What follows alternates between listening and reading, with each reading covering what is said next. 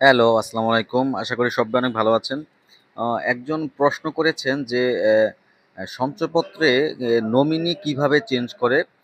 সঞ্চয়পত্রে তার আগে তার ওয়াইফকে নমিনি দেওয়া ছিল। এখন তিনি তার আ মা অথবা সন্তানকে নমিনি দিতে চাচ্ছেন।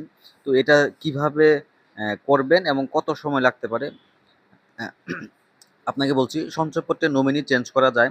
সঞ্চয়পত্রে নমিনি চেঞ্জ করতে হলে কি ডকুমেন্টস প্রয়োজন হয়? সেক্ষেত্রে হচ্ছে আগের যে সঞ্চয়পত্রের সার্টিফিকেটটি ছিল আপনার, সেটি আপনি নিয়ে আসবেন। এরপরে যাকে নমিনি দিবেন তার এনআইডির কপি দিবেন এবং ১ কপি ছবি দিবেন।